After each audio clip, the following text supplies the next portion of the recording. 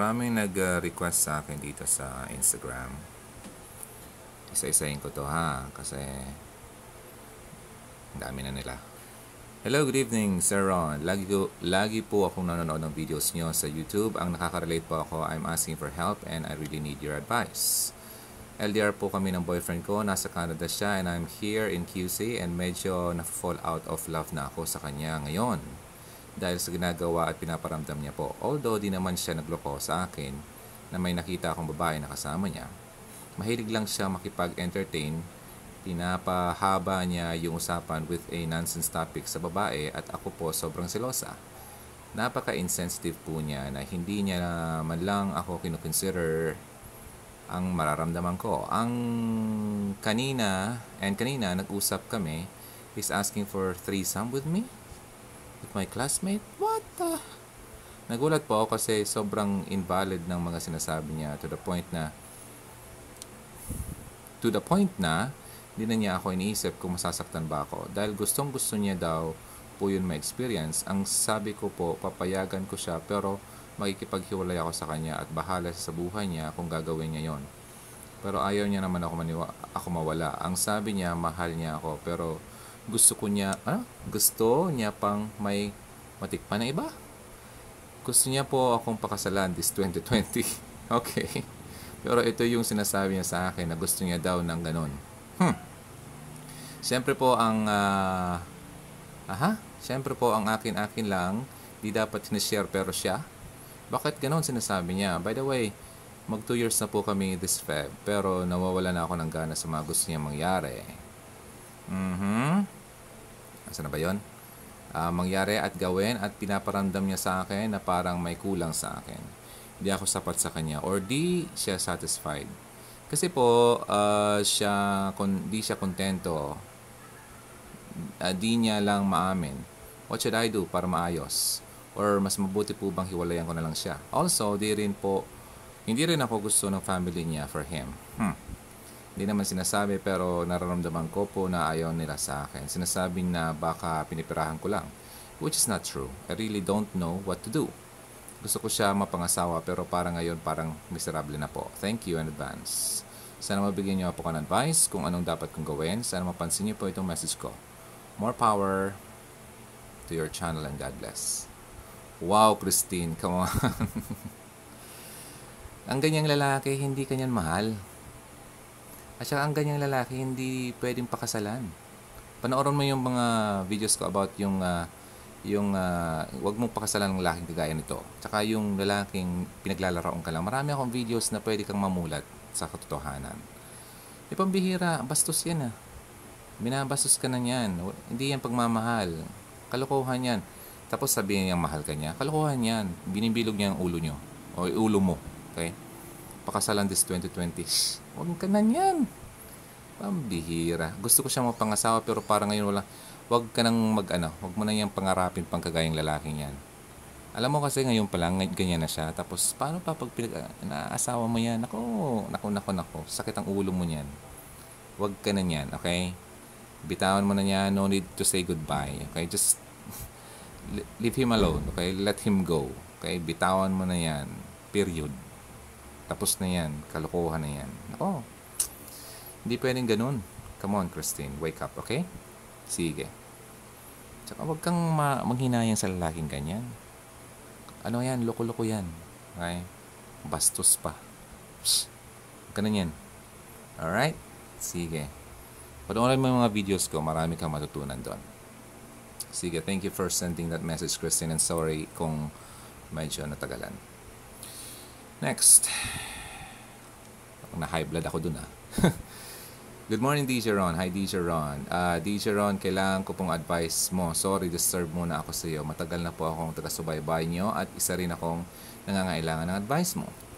Ganito yon, DJ Ron. May boyfriend ako. Almost mag 2 years na kami. Sa FB lang po kami nagkakilala at hindi pa kami nagkita. Ibang lahi po siya.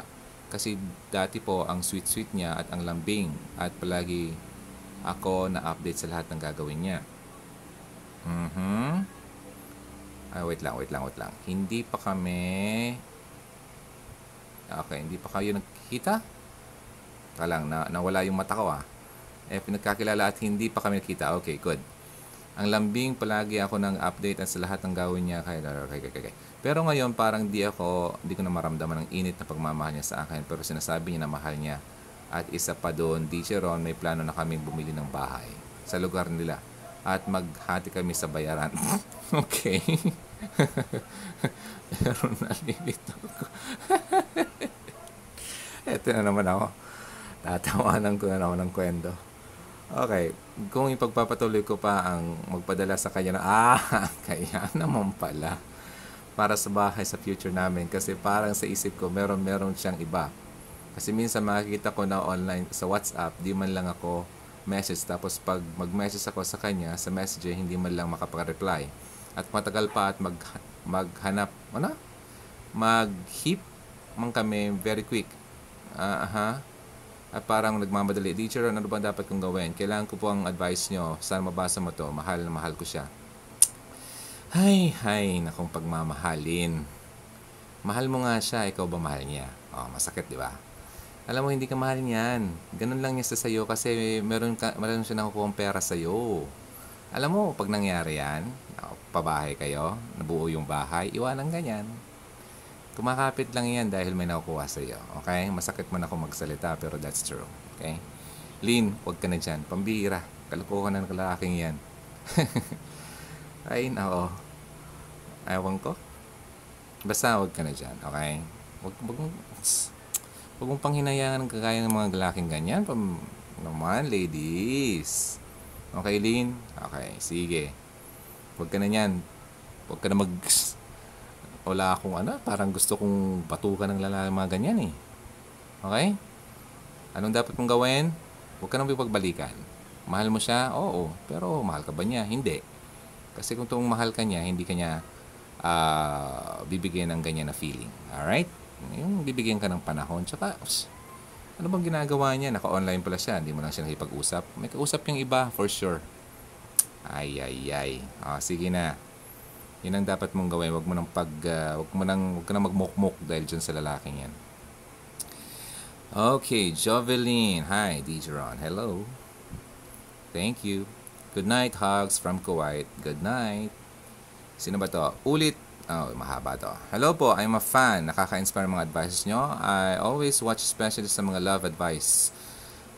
Actually, malaking tulong yung pakikinig ko sa inyo sa mga decision ko. We got married last November. LDR po kami. Most of the time, ng relationship namin is hiwalay talaga. Magkasama man kami 2 months lang. Pinakamatagal na yon. Di pa umabot. Problem ko, lagi akong nagdududa sa kanya. I know it's not normal kasi dapat kampante na. Pero lagi ko po kasi siyang nahuhuling ka-chat. Yung noon kahit kami na recently nakuha ko FB niya at backread ko mga conversation nila. Yan kasi. Yung sinasabi ko eh. Huwag magtakalkal ng mga past eh. Okay. Nalaman na di nilalandi pala siya while we're in a relationship pa. Advice ko po sa akin, move on. Since ako naman ang pinakasalan. Pero yung trust ko po kasi sa kanya, di may balik hanggang sa pinag-awayan na namin masisi niyo. Okay. Masisi niyo po ba ako? Oo. Kasi pinakasalan mo, di ko pala sigurado. Oy, sorry. Gusto ko na rin po maayos pagkasama namin. Pero paano ko po, di ko po makalimutan ginawa niya. At worried ako na baka ulitin niya yon. Ulit, sana po ma-advise niyo ako. Ayoko naman pong laging inaaway asawa ko dahil sa mga duda ko, pass na daw po yun at di na niya uulitin pa kasi may asawa na siya. Paraning na po ba ako? Thanks. Ang ingay tuloy ng mga aso. Pampira mga aso sa kapitbahay. Wait lang. Close ko itong bintana. Mga praning, ning. Trupang gising, sing. Mga praning. Paboritong song ko nung high school pa ako. Francis Magalona. Okay, teka lang ha. 2 months na kayo ang pinakamatagal. You got married. Kaya lang, meron ka dito nasabi na nahuli nagchat-chat noon. Oh, di ba? Okay. So, bas na yon. So, bakit ka pa nagdududa? Nagdududa ka pa ba? Tingin mo mayroon pang nangyayari? Alam mo kasi ganito. Hindi kasi talaga design ni God na mag-LDR ang mag-asawa na. Live and cleave. Dapat, mag-set kayo ng panahon kung kailan kayo talaga dapat magsama na. Hindi yung mag-asawa na kayo, LDR pa kayo. Hindi ba sabi ko sa kabilang video ko, hindi pwedeng ganun. Okay? Tsaka, ladies, hindi ibig sabihin na pinakasalan mong lalaki, magbabago na yan. Pakasalan mong lalaki, dapat nagbago na siya. Okay? Bago mo siya pakasalan. Para mawala yung mga worries mo. Pero sa ngayon, para mawala ng worry mo yan, at ang mga kaparningan na yan, ay magsama na kayo ng asawa mo. Lagi mo siyang kasama. Okay? Para hindi siya mahulog sa temptation. Kasi kung malayo ka, ang temptation ay laging nandyan sa paligid. Okay? So, yun ang dapat yung gawin. Yun ang ma-advise ko sa inyong dalawa. Mag-asawa, dapat magkasama, hindi magkalayo. Yun. Hindi ko napahabain yan kasi yan ang dapat solution dyan. Okidoki. Saka, build your trust. Siyempre din, kailangan mag-usap kayo ng matino. Yun. Pag-usapan, ha? Saka kung talagang totoong ganon, dapat wala ka nang nafe-feel na ganyan at i-proof niya sa'yo na talagang wala na. Kaya nga dapat talaga, lagi mo siyang kasama. Kasi magkasawa na kayo. Paano kayo makabuo ng pamilya at makabuo ng anak kung lagi kayo magkalayo? Ba? Siya. Mga mabilisan lang na advice to. Kaya mo yan. Okay. Hello, DJ Ron. Thanks sa mga video mo kasi nakaka-relate ako. Musta naman ang love life mo? Aba, Christy per minute. Love life ko. Lagi akong in love. Di ba? In love sa ginagawa ko, in love ako kay God. Ganun. Kailangan yun. Hindi naman sabi ko sa inyo hindi naman importante yung it's not the ultimate goal to fall for someone and to be with someone. Diba?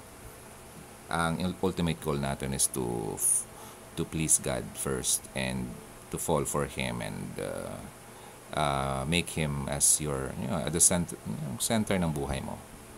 Then, bonus na lang yung mga love life na yan. Okay? Hi, Idol. I'm always watching and listening to your episode on your Hugot Radio. I'm here in Saudi Arabia. Thank you, Bian Celestre. Okay. And hi po, DJ Ron. May tanong po sana ako kung okay lang. Yun, sabi ko nga idiretso nyo kagad para masasagot ko kagad. Okay? Thank you. Ano pa to? Sino pa to? Manuel. Ano mga pinapadala mo dito? Okay, wala naman. So, share lang siya. Thank you. And here, paano po ba makapanood ng live mo dito or watching from Doha? Nanonood lang po kasi ako sa YouTube. Bira ako mag-live kasi kapag wala lang akong ginagawa talaga, nakakapag-live ako.